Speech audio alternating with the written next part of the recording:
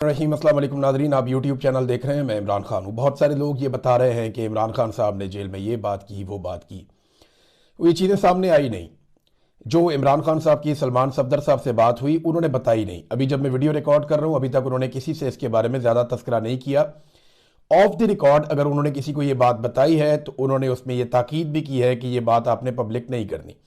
हाँ, एक चीज़ है कि इमरान खान साहब हाई स्पिरिट में है, जैसा कि इमरान खान साहब हमेशा रहते हैं। वो बड़े हौसले के अंदर हैं और उसी तरह हिम्मत के साथ खड़े हैं, वैसे ही डट कर खड़े हैं जैसे पहले खड़े थे। बस इसके अलावा और कोई इन्फॉर्मेशन नहीं है। इमरान खान साहब की सेहत के हवाले से तहफ़्फ़ुज़ात मौजूद हैं, उनके इलाज के हवाले से तहफ़्फ़ुज़ात मौजूद हैं, और जो तफसीलात हैं वो आज सामने आ जाएंगी किसी भी वक्त।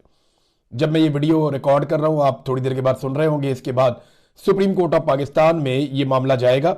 वहाँ पे सलमान सफदर साहब, वो बड़े मोहतात इंसान हैं, बड़े प्रोफेशनल लॉयर हैं, बड़े अच्छे इंसान हैं। इमरान खान साहब ने बिला वजह उन्हें नहीं चुना अपने केसेस के लिए। पूरे पाकिस्तान में से जिन वकला को उन्होंने चुना, उनमें से एक सलमान सफदर साहब है। और ये पाकिस्तान तरीके इंसाफ के आदमी नहीं है, ये एक प्रोफेशनल वकील के तौर पे केसेस लड़ते हैं, और इन्होंने बड़े शानदार अंदाज में केसेस लड़े हैं। इमरान खान साहब के बहुत सारे मुकदमात इन्होंने जीते हैं, और इनका दावा है कि अगर मुकदमात सुन लिए जाएं, अदालतों के अंदर मामलात लगें, ओपन कोर्ट्स के अंदर, तो ये बाकी मुकदमात को भी उड़ा के रख देंगे। बहरहाल सलमान सफदर साहब की मुलाकात हुई, प्रोफेशनल वकील हैं, वो सुप्रीम कोर्ट ऑफ पाकिस्तान में ही रिपोर्ट देंगे, और उसके बाद फिर सूरत हाल मजीद सामने आएगी कि इमरान खान साहब ने क्या कहा, क्या नहीं कहा। क्योंकि 2-3 घंटे की ये मुलाकात थी। देखिए, कुछ टाइम लग जाता है एडमिनिस्ट्रेटिव कार्रवाइयों में, और बाकी फिर इमरान खान साहब से उनकी मुलाकात। अब ऐसा लगता है कि शायद इमरान खान साहब के सेल तक उन्हें रसाई नहीं दी गई। जो सोर्सेज कुछ चीज़ें क्लेम कर रहे हैं कि इमरान खान साहब की मुलाकात ज़रूर हुई है, लेकिन सेल तक रसाई नहीं दी गई, और जो इख्तियारात सुप्रीम कोर्ट ऑफ पाकिस्तान ने बैरिस्टर सलमान सफदर को दिए हैं, शायद वो सारा कुछ वहां पे नहीं हुआ जो वो उम्मीद करके गए थे। बहरहाल अभी पता चलेगा थोड़ी देर के बाद। नून लीग से ताल्लुक रखने वाले जो मीडिया के लोग हैं, या कोई दानिश्वर बने हुए हैं, या कोई इस किस्म के जो लोग हैं, वो अब एक अलग तरह का बयानिया चलाना शुरू हो गया। उन्हें डर लगना शुरू हो गया। उन्होंने नवाज शरीफ को एक्चुअली डील किया हुआ है, नवाज शरीफ को उन्होंने देखा हुआ है, तो उन्हें लगना शुरू हो गया कि शायद यहां पे भी कोई डील होना शुरू हो गई है, क्योंकि वो बेचारे बार बार के डसे हुए हैं।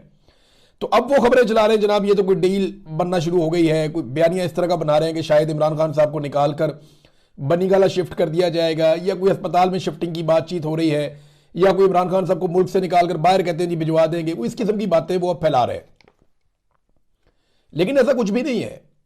इमरान खान साहब ने या उनकी पार्टी के किसी आदमी ने ऐसी कोई बात नहीं की। और देखें, अगर इस वक्त पाकिस्तान का army chief field marshal Asim Munir वो ये सोचते हैं कि इमरान खान साहब को बनीगाला शिफ्ट कर दिया जाए, तो ये तो इसका मतलब है कि एस्टेब्लिशमेंट हार गई, इमरान खान जीत गया। मामला ये है कि इमरान खान साहब तो जाली मुकदमात में जेल के अंदर है, तो सारी दुनिया को पता है। ये तो अक़वाम मुत्तहिदा कह चुकी है नवाज शरीफ के बारे में और जरदारी के बारे में। आज तक दुनिया के किसी आलमी इदारे ने यह बात नहीं की कि ये मुकदमा जाली है। इमरान खान के बारे में तो आलमी सतह पर कहा गया कि मुकदमा जाली है, झूठे, फ्रॉड करके आपने इमरान खान को जेल में रखा हुआ है। और 300 मुकदमा बना दिए इन दोनों के ऊपर। नवाज शरीफ और जरदारी पे तो एक एक मुकदमा बनता था, काफी होता था, क्योंकि सही मुकदमा हो तो एक ही बात होता है, और अगर सही ना हो तो 300 भी कम पड़ जाते हैं, जैसे इमरान खान के मामले में हुआ। अब देखें, ये तो फिर इमरान खान के बयानिए की जीत हो गई। अगर इस वक्त एस्टेब्लिशमेंट झुक गई और एस्टेब्लिशमेंट एक कंप्रोमाइज करने पर आ गई इमरान खान के साथ, तो ये तो इमरान खान की बहुत बड़ी जीत हो गई। क्योंकि DGISPR ने यह कहा था, और आर्मी चीफ ये बात ऑफ द रिकॉर्ड कहते रहे हैं, बहुत सारे लोगों के बारे में कहते रहे हैं, मेरे बारे में भी उन्होंने कहा कि नाक रगड़वाऊंगा, माफी मंगवाऊंगा, ये सारा कुछ तो उनकी ख्वाहिश है। और DGISPR ये पब्लिक में कहते रहे हैं कि सिद्ध के दिल से माफी मांगे बगैर कुछ फायदा नहीं है। और ये बातें जो है वो हुकूमत भी कहती रही है। ये सारे टाउट सहाफी भी दिन रात यही कहते रहे हैं कि इमरान खान को माफी मांगनी पड़ेगी। तो मेरा सवाल यह है कि अगर इमरान खान को बनीगाला शिफ्ट किया जा रहा है या अस्पताल शिफ्ट किया जा रहा है उनकी आंख में खराबी की वजह से, तो माफी की तरह फिर मंगवा ली, माफी हो गया, शौक पूरा। यानी या तो फिर आप इमरान खान से माफी मंगवाएं ना। जीत तो फिर आपकी इस बात में है, और इमरान खान को आप शिकस्त तो वहां देंगे जब आपने माफी का मुतालबा किया है, जनाब हमने माफी मंगवानी है 9 मई पे। तो या तो इमरान खान साहब से माफी मंगवाएं, लगा लिया आपने अपना पूरा जोर, मंगवा लिया आपने इमरान खान साहब से माफी। अब माफी मंगवाने के बाद आप क्या ये सारा कुछ करने वाले हैं? तो ये बयानिया बिकना नहीं है। वजह यह है कि इस बयानिया का कोई सर पैर नहीं है, और डर में यह लग रहा है कि इमरान खान कहीं बाहर आ गया, या आलमी दबाव अगर बढ़ता चला गया और इमरान खान को इंसाफ देना पड़ गया, तो फिर हमारी सियासत कहां जाएगी। फिलहाल सत्ते खैरा है इनको, मामला इनका एक फंसा हुआ है, ये अक़वाम मुत्तहिदा आ गया था, अभी यूएन वाले आ गए तो प्रेशर इनके ऊपर पड़ गया, उसकी वजह से थोड़ा मुलाकात वगैरह इन्होंने करवाई है। फिर इमरान खान साहब की आंख में प्रॉब्लम है, ये जानते हैं कि इतना बड़ा लीडर है, अगर कोई इशू हो गया तो कल को हमारे लिए सबके लिए मुसीबत बन जाएगी। वो उनकी बहन बिला वजह नहीं कहती कि आंख किसी की भी नहीं बचेगी। वो जब खुदा ना खास्ता कभी कोई कौम ने फैसला ले लिया ना, तो ये अपनी आंखें बचाते फिरेंगे, इन्हें नजर ही कुछ नहीं आना उस वक्त। और एक चीज और है ना, देखें यूएन का प्रेशर है, उसके अलावा एक जीएसपी प्लस स्टेटस है पाकिस्तान के पास, वो रिव्यू का मामला उसका चल रहा है आजकल। कुछ रिपोर्ट्स आ रही हैं कि वहां पे एक रिव्यू का मामला चल रहा है और यूरोपीय यूनियन बड़े हसास हैं इंसानी हकूक के मामलात को लेकर, और जो कुछ इमरान खान के साथ और उनकी फैमिली के साथ हो रहा है वो इसके ऊपर भी नजर उनकी है।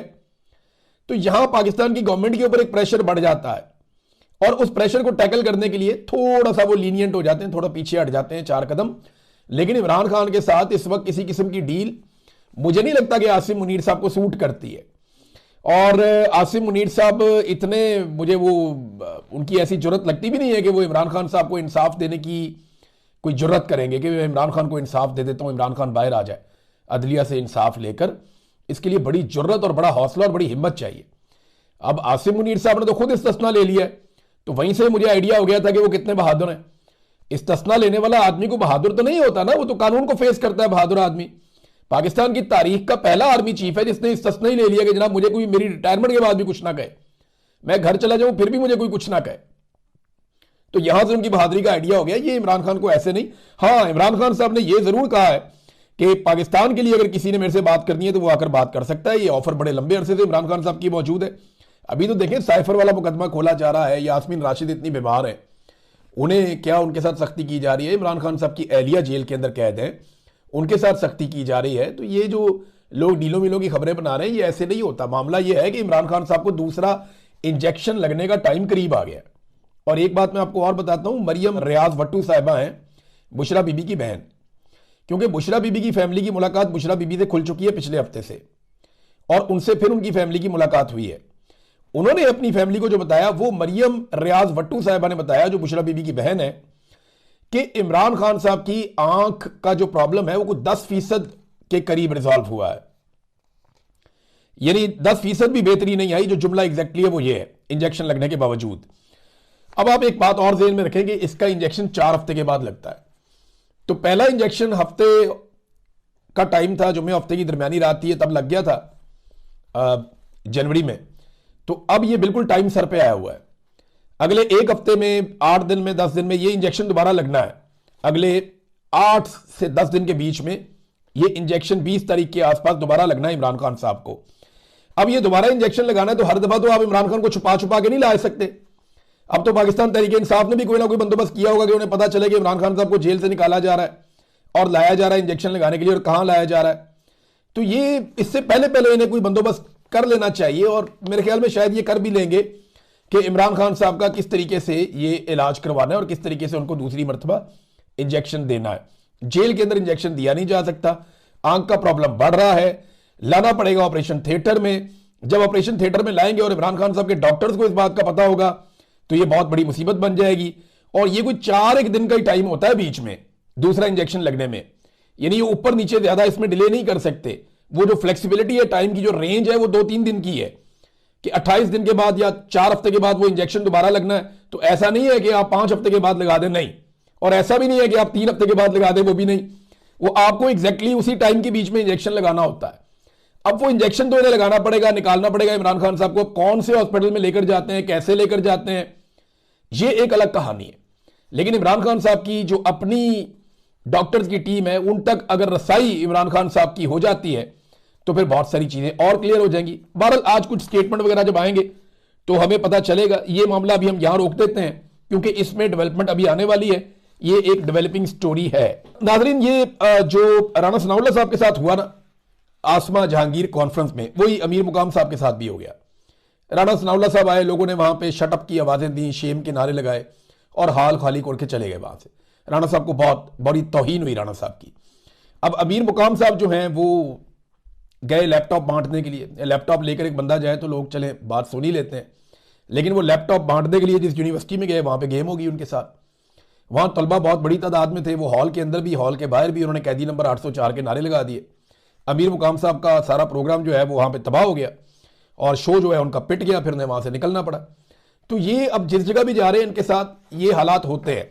हाँ, पंजाब में ये पुलिस के जरिए से, अपने बंदों के जरिए से, सरकारी अमले के जरिए से किसी ना किसी तरह चीज़ों को कंट्रोल करने में कामयाब हो जाते हैं और इक्का दुक्का तस्वीरें या वीडियोस ऐसी बना लेते हैं जिनके बलबूते पे ये जाली दावे करते हैं कि हम मकबूल हैं। इनके पल्ले कख नहीं है। ये जहां पे भी आवाम में जाएंगे ना, बगैर अनाउंस किए और बगैर प्लानिंग के, इनके साथ यही होगा। नाज़रीन, अब वो जो एक स्कैंडल आया हुआ है उस स्कैंडल में आपके सामने रखता हूं कि ये सोलर वाला स्कैंडल है क्या और ये नेट मीटरिंग और ये नेट बिलिंग ये है क्या। जरा मैं सिंप्लीफाई करके आपको बताता हूं। पाकिस्तान में हुकूमत और हुकूमत से जुड़े हुए इदारे ये बिजली बनाते हैं और अवाम को बेचते हैं। सादा चीज ये होती थी हमेशा से। अब हुकूमत ने एक ऑप्शन दी पाकिस्तान के शहरियों को कि आप भी हमारे साथ मिलकर बिजली बनाएं। हर शहरी को हम ये इजाजत दे रहे हैं कि वो अपने घर की छत के ऊपर सोलर लगाए। सारा दिन उस सोलर से जो बिजली बनेगी वो बिजली अगर उसके इस्तेमाल से ज्यादा है तो वो बिजली हम एक ऐसा मीटर लगा देंगे कि नेट मीटर, उस मीटर के जरिए से सरकार के पास चली जाया करेगी और सरकार वो बिजली मुख्तलिफ जगहों पे डिस्ट्रीब्यूट कर दिया करेगी। और इस तरह जब उस आदमी का सोलर रात के वक्त बिजली नहीं बना रहा होगा तो वो सरकार से बिजली ले लिया करेगा। तो उस मीटर में से जितनी बिजली इधर जाएगी और उधर जाएगी, यानी जितनी बिजली वो बनाकर बेचेगा सरकार को और जितनी बिजली सरकार उसको बेचेगी वापस, वो इक्वल रहा करेगी। ये इन्होंने एक कानून बनाकर दिया। लोगों ने लगा लिए बेशुमार सोलर। अब लोगों ने इतने सोलर लगा लिए कि लगभग 4.25 लाख घरों के ऊपर ये सोलर लग गए। ये बहुत बड़ी तादाद है। लोगों ने ये मीटर लगवा लिए। जो बिजली बन रही है वो 5,500 से 6,000 मेगावाट तक बिजली बन रही थी। बहुत बड़ी मिकदार है, थोड़ी नहीं है। ये इतनी बिजली बनाकर लोग सरकार को बेच रहे थे और सरकार उसके बदले में लोगों को बिजली दे रही थी, बिजली के बदले में। अब ये होता क्या है, मिसाल के तौर पे एक शख्स ने 500 यूनिट बिजली बनाई है और 600 यूनिट उसका इस्तेमाल है, तो 500 यूनिट तो उसने बनाकर दे दी सरकार को, 600 उसने इस्तेमाल कर ली सरकार से लेकर।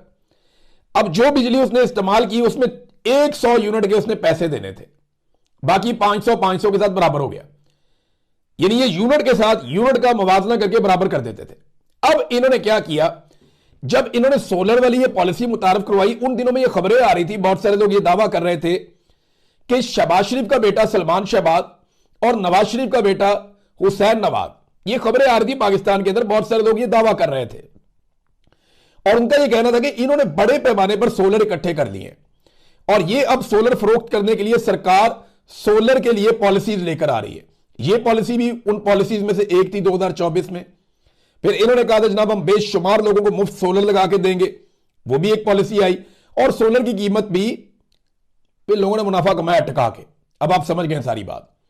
यानी यह है तो सरमायादार है ना, इनके ऊपर इल्जाम लगा कि इन्होंने सोलर इंपोर्ट किए बहुत बड़े पैमाने पर अपने फ्रंटमैनों के जरिए से, और वो जो सोलर है वो फिर इनके ऊपर यह इल्जाम लगा कि इन्होंने बेच के पैसा बना लिया, चाहे वो सरकार को बेचे चाहे वो दूसरी पॉलिसी के जरिए बेचे। अब हुआ ये कि जितना यूनिट मैं बनाता था अपने घर में वो मैं बेचता था सरकार को, और सरकार उतनी बिजली अगर मुझे वापस करती थी तो बराबर हो जाता था, और अगर मैं ज्यादा इस्तेमाल करता था तो इजाफी बिजली के मैं पैसे दे देता था फी यूनिट के हिसाब से। लेकिन अब इन्होंने ये कानून तब्दील कर दिया। पहले जो यूनिट की प्राइस इन्होंने रखी थी 26 रुपए रखी थी, 26 का लो 26 का दो। अब क्योंकि यूनिट की प्राइस बढ़ गई है 40 रुपए के आसपास, एवरेज लगा रहा हूं मैं, ये 50 रुपए का भी है, 52 रुपए का भी है, 65 रुपए का भी है, थोड़ा कम का भी है, तो एवरेज लगा लेते हैं कि 40 रुपए का फर्ज करें यूनिट है। एक आम आदमी को पड़ता है 400-500-600 जो यूनिट इस्तेमाल करने वाला 400 300 400 500 आप इतना लगा लें। इसमें टैक्सेस भी बहुत सारे हैं, ये लंबा काम है, मैं उसमें नहीं जाता। लेकिन मैं आपको ये बता देता हूं कि जो ये पहले मिसाल के तौर पे अब अगर आप गवर्नमेंट को 2 यूनिट बनाकर देंगे ना तो आपको 1 यूनिट वापस मिलेगा उन पैसों में। यानी इन्होंने कानून तब्दील कर दिया। जो पहले वाले सार्फिन है उनके लिए, जिनका पहले से मुआहदा हुआ है, उनके मुआहदे में ये तब्दीली कर दी कि अगर आप हमें 2 यूनिट बिजली बनाकर देंगे तो हम आपको उसके बदले में 1 यूनिट बिजली वापस करेंगे और 18% का सेल टैक्स भी लेंगे। जो नए सार्फिन चाह रहे हैं नेट मीटरिंग में आने के लिए, उनको नेट बिलिंग का भी इन्होंने नाम दिया है, उनके लिए इन्होंने ये कार्रवाई डाल दी है कि वो 4 से 5 यूनिट सरकार को बना के देंगे और उसके बाद सरकार को टैक्स भी देंगे और फिर उसके बदले में सरकार उन्हें 1 यूनिट देगी। अंदाजा करें आप, 10 से 11 रुपए का, 10 से 11 रुपए का 1 यूनिट वो इनसे लेगी और इनको बेचेगी कितने का? 40 रुपए का, 50 रुपए का। यानी 4 से 5 यूनिट आप बना के देंगे सरकार को और सरकार उसके बदले में आपको वापस करेगी 1 यूनिट। ये सरकार आपके साथ करी। अब ये पाकिस्तानियों के साथ सरकार ने ये सलूक किया है। पहले लोगों को लगाओ सोलर, जब सबने लगा दिए तो उसके बाद पॉलिसी बदल दी, डालो इनके ऊपर बोझ। भाई या तो आप कल गलत थे, अगर आप कल गलत थे तो जिन लोगों ने गलत किया उनको सजा दी जाए, या तो आप आज गलत है, और अगर आप आज गलत है तो आप गलत पॉलिसी क्यों लेकर आ रहे हैं? वो कहते हैं जी हमने अमीरों को नेट के अंदर लाना है, उनको काबू करना है। तो भाई पहले आपको होश नहीं थी 2024 में जब आप ये कर रहे थे, लोगों के पैसे लगवा रहे थे? पहले सोलर पे मुनाफा कमा लिया, पैसा कमा लिया, ताजरों ने अन्य वाह पैसा कमाया, इन्होंने मिलकर इनके फ्रंटमैनों ने, और उसके बाद जब सबने लगा लिए तो अब पॉलिसी तब्दील कर दी, जनाब अब इनकी जेबें दूसरी तरह से टटोलो। देखिए आम आदमी के साथ ये क्या कर रहे हैं, आम आदमी से खरीदते हैं 5 यूनिट और उसको देते हैं 1 यूनिट। यानी आम आदमी से 1 यूनिट की कीमत में 4 से 5 यूनिट ये ले रहे हैं, 1 यूनिट की कीमत में 4 से 5 यूनिट आम आदमी से ले रहे हैं। और आईपीपी से क्या ले रहे हैं? 3 यूनिट की कीमत में 1 यूनिट ले रहे हैं। कैपेसिटी पेमेंट, ये मैं थोड़ा सा आपको बता देता हूं। इस साल हमने कैपेसिटी पेमेंट के हवाले से जो इजाफी अदायगियां की हैं, यानी जो बिजली हमने इस्तेमाल ही नहीं की, उसका हमने 1929 अरब रुपए का बिल दिया है। यानी जो टोटल आईपीपीज ने बिजली पैदा की, जो हमने टोटल आईपीपीज को बिल दिया है वो 3127 अरब रुपए दिया है, 3127 अरब रुपए। इसमें से जो बिजली की कीमत है वो 1198 अरब रुपए है, और जो बाकी हमने इजाफी पैसे दिए हैं, यानी हमने 1 यूनिट इस्तेमाल किया, 3 यूनिट के पैसे दिए। सरकार कर क्या रही है ना, अपने चहीते आईपीपीज के साथ मुआहदा तब्दील नहीं कर रही, आम आदमी के साथ मुआहदा तब्दील कर रही है। आईपीपीज 1 यूनिट देता है, 3 यूनिट के पैसे लेता है। पाकिस्तानी 1 यूनिट की कीमत के अंदर 4 से 5 यूनिट देता है। ये इन्होंने किया पाकिस्तान के साथ। सादा अल्फाज में मैं आपको बता रहा हूं, आईपीपीज को नहीं छेड़ेंगे क्योंकि वहां सलमान शहबाज भी है। आईपीपीज को नहीं छेड़ेंगे, वहां पे एस्टेब्लिशमेंट के भी है, मिलिट्री एस्टेब्लिशमेंट के। आईपीपीज को नहीं छेड़ेंगे क्योंकि वहां ताकतवर अपना सारा माफिया बैठा हुआ है, कमीशन खाए हुए हैं वहां पे। आईपीपीज को 1 यूनिट के बदले में 3 यूनिट का पैसा देंगे, 1 यूनिट के बदले में 3 यूनिट का पैसा देंगे आईपीपीज को। और पाकिस्तानियों को यानी 1 यूनिट की कीमत में पाकिस्तानियों से 4 से 5 यूनिट ले लेंगे। कितना फर्क है और कितना जुल्म है जो पाकिस्तान के साथ ये लोग कर रहे हैं। बस कर रहे हैं, जो इनका दिल करता है वो ये करते हैं, इन्हें पूछने वाला ही कोई नहीं है। माफिया ने पाकिस्तान को जकड़ा हुआ है, और पाकिस्तान के जो जितने भी ताकतवर लोग हैं, जज इस बात पे खुश हैं कि हमारी मौज लगी हुई है, जर्नल इस बात पे खुश हैं हमें एक्सटेंशनें मिल रही हैं, सहाफी इस बात पे खुश हैं हमें इश्तिहार मिल रहे हैं, सेठ अपनी जगह पे खुश हैं। अल्लाह अल्लाह खैर सल्ला, कोई इंसाफ करने वाला पाकिस्तान में मौजूद ही नहीं है। और अब नाज़रीन एक और चीज को ये नॉर्मलाइज कर रहे हैं। देखें मैं आपको एक खबर देता हूं, ये इंटरनेशनली अल जजीरा ने इसके ऊपर रिपोर्टिंग की है और उन्होंने अपनी तहकीकाती रिपोर्ट छापी है कि आलमी सतह पे ममनू थर्मल और थर्मोबेरिक हथियारों का इस्तेमाल किया इसराइल ने। इससे जो हथियार जब ये फटता है तो एक मखसूस एरिया में जो दर्जा हरारत है वो 3500 डिग्री सेंटीग्रेड तक पहुंच जाता है। यानी इंसान की बॉडी हवा में तहलील हो जाती है, बुखारात बन के खत्म हो जाती है। और लगभग 3000 फलस्तीनियों के साथ ये हुआ है और अभी भी वहां पे कत्लेआम जारी है। लेकिन एस्टेब्लिशमेंट ने अपने टाउटों को लॉन्च कर दिया, उनसे बयानिया बनवाया जा रहा है कि नेतन्याहू से मुलाकात या उनके साथ बैठने को या एक प्लेटफॉर्म शेयर करने को एक रूटीन का मामला जाहिर किया जाए, क्योंकि शहबाज शरीफ की शिरकत लाजमी है। और सबसे पहली हामी जिस मुल्क ने भरी है जाने के लिए, जिस वजीर आजम ने, वो शहबाज शरीफ है, पाकिस्तान का वजीर आजम। अब ये अक़वाम मुत्तहिदा तो है नहीं, ये तो जनाब फलस्तीन के हवाले से एक प्लेटफॉर्म बनाया गया है और उस प्लेटफॉर्म के ऊपर नेतन्याहू का आना, जिन्हें आलमी सतह पे जंगी मुजरिम कहा जाता है, अब ये बड़ा सीरियस इशू है।